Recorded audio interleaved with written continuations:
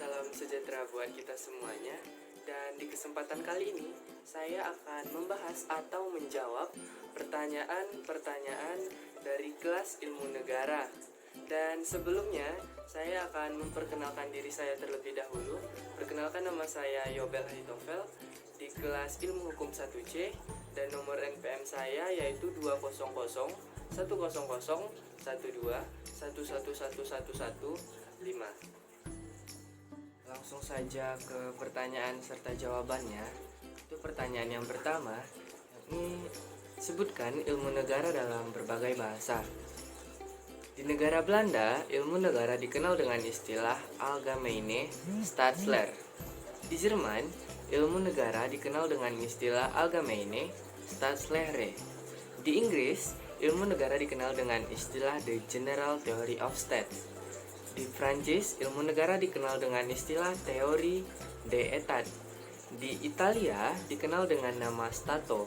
Dan dalam bahasa Latin, itu dikenal dengan status. Pertanyaan nomor 2. Jelaskan definisi negara menurut para ahli. Yang pertama, itu menurut Roger H. Soltow, yakni mengatakan bahwa negara adalah alat atau regensi atau wewenang yang mengatur atau mengendalikan persoalan-persoalan bersama atas nama masyarakat. Yang kedua, itu ada I.G. Jelinek.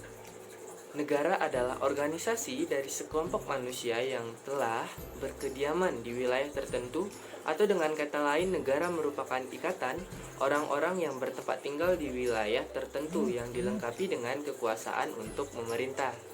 Yang ketiga, itu ada J. Cronenberg. Negara adalah organisasi kekuasaan yang diciptakan sekelompok manusia yang disebut bangsa. Yang keempat, itu ada Plato, yakni negara adalah persekutuan manusia yang muncul karena adanya keinginan manusia dalam memenuhi kebutuhan yang beraneka ragam. Yang kelima, yang terakhir, yakni ada Aristoteles, mengatakan bahwa negara adalah persekutuan manusia dari keluarga dan desa untuk mencapai kehidupan sebaik-baiknya. Pertanyaan nomor 3, yakni jelaskan mengapa harus ada negara.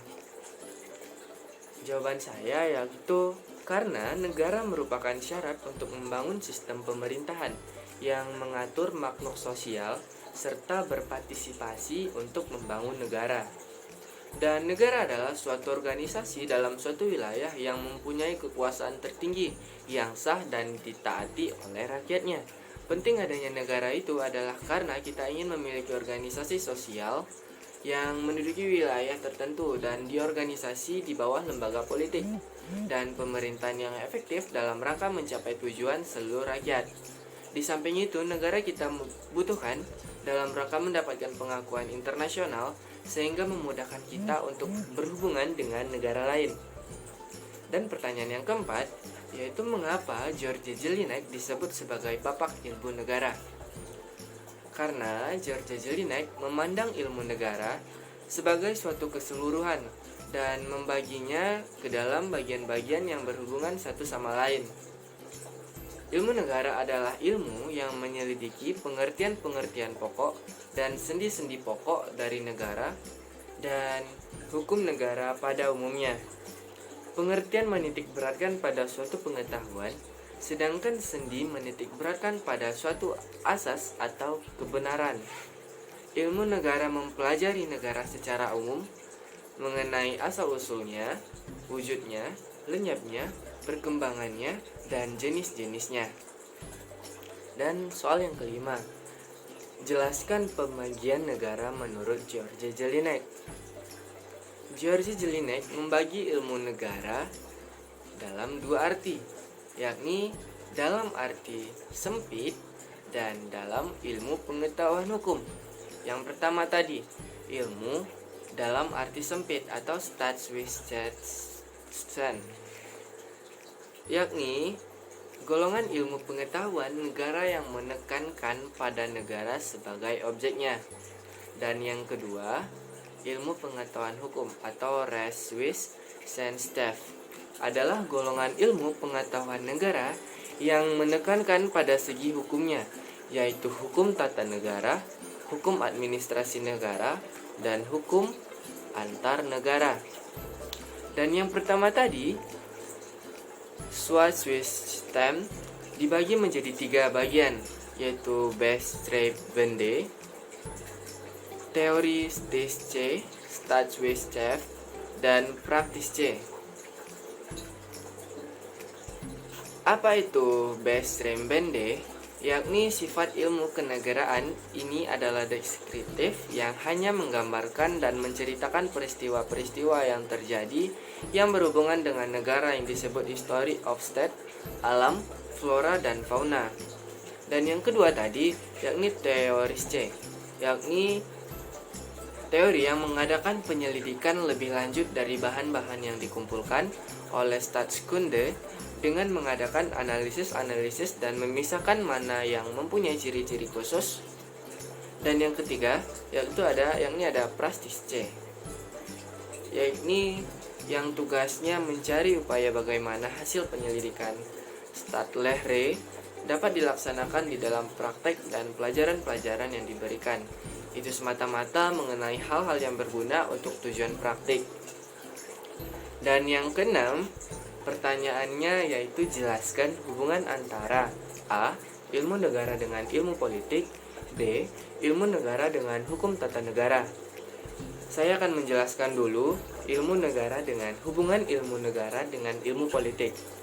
Yakni ilmu negara merupakan ilmu yang bersifat teoritis, bebas nilai, artinya tidak mengadakan penilaian terhadap objek yang diselidiki. Sedangkan ilmu politik adalah ilmu yang bersifat praktis, mengadakan kritik dan penilaian terhadap objek yang dipelajari.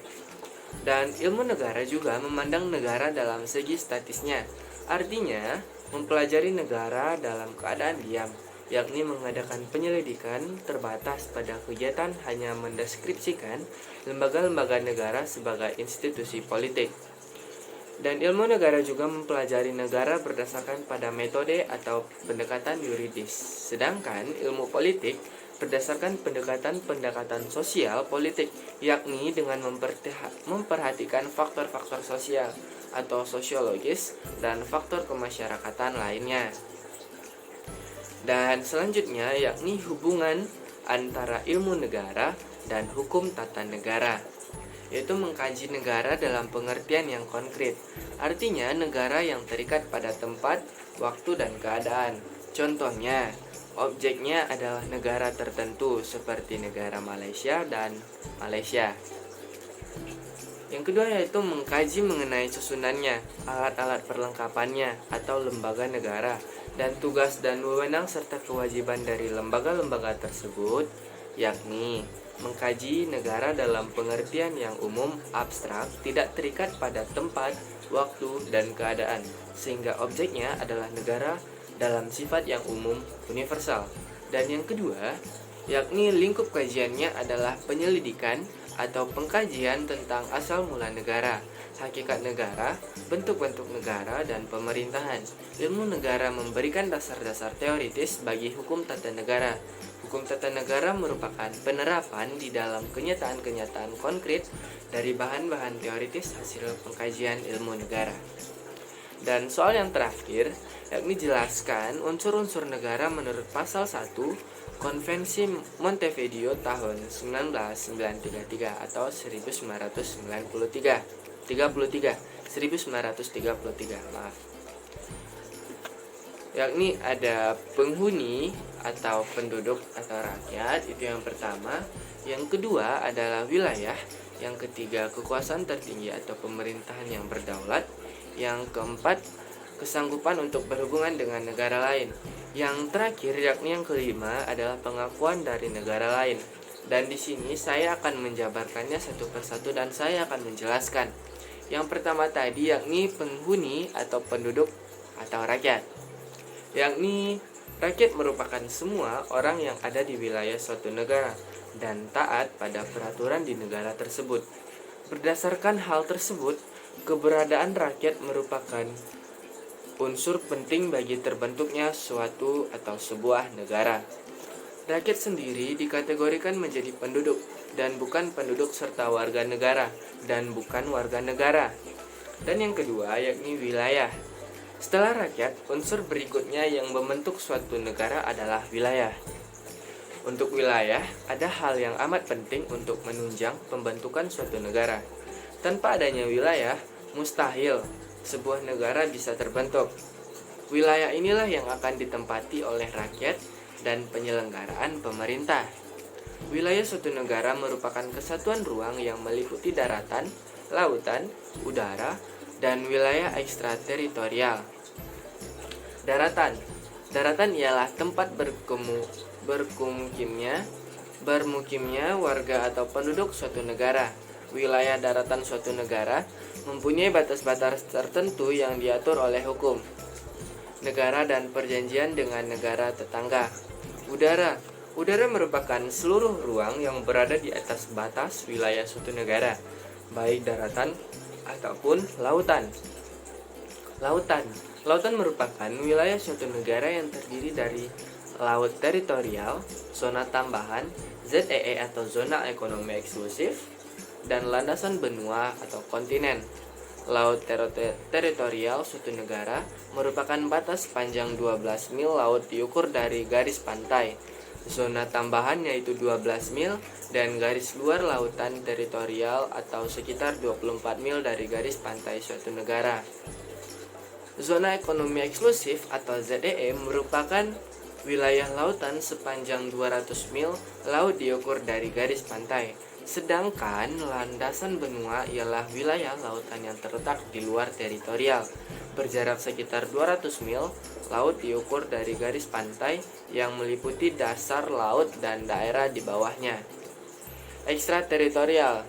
Wilayah ekstrateritorial suatu negara ialah tempat di mana menurut hukum internasional diakui sebagai wilayah kekuasaan suatu negara meskipun letaknya berada di negara lain. Contohnya, kantor kedutaan besar Indonesia di luar negeri disebut sebagai wilayah ekstrateritorial Indonesia. Dan yang ketiga, yakni ada kekuasaan tertinggi atau pemerintahan yang berdaulat. Dapat diartikan sebagai suatu pemerintahan yang mempunyai kekuasaan tertinggi untuk mengamankan, mempertahankan, mengatur, dan melancarkan tata cara penyelenggaraan pemerintah negara secara penuh. Dan yang keempat, yakni ada kesanggupan untuk berhubungan dengan negara lain. Kesanggupan untuk berhubungan dengan negara lain yaitu ketika negara itu mampu melakukan hubungan-hubungan negara lain dalam bidang ekonomi, pendidikan, politik, kebudayaan, dan sebagainya. Dan yang terakhir, yakni adanya pengakuan dari negara lain. Adanya pengakuan dari negara lain merupakan bukti sah hadirnya atau terbentuknya negara dan berhak untuk terhindar dari ancaman dan campur tangan negara lain. Adapun macam-macam bentuk pengakuan dari negara lain adalah sebagai berikut. Pengakuan de facto yaitu diakui secara nyata bahwa negara tersebut telah diakui karena memiliki unsur-unsur negara seperti ada pemimpin, rakyat, dan wilayahnya. Misalnya, secara de facto Indonesia merdeka pada tanggal 17 Agustus 1945. Itu sudah termasuk ke dalam contoh pengakuan de facto, yakni diakui secara nyata. Dan yang kedua, yang pertama tadi ada de facto, yang kedua ada pengakuan de jure, yang berarti pengakuan negara lain terhadap suatu negara hukum internasional. Dengan pengakuan secara de jure, negara yang baru dibentuk atau baru merdeka itu memiliki hak-hak dan kewajiban sebagai anggota masyarakat dalam skala internasional. Pengakuan negara lain secara de jure, bangsa Indonesia dimulai sejak 18 Agustus 1945 pada saat disahkannya Undang-Undang 1945, terpilihnya presiden dan wakil presiden, serta dilantiknya lembaga legislatif atau KNIP. Sebelumnya terbentuknya MPR atau DPR. Demikian jawaban-jawaban yang saya berikan. Terima kasih.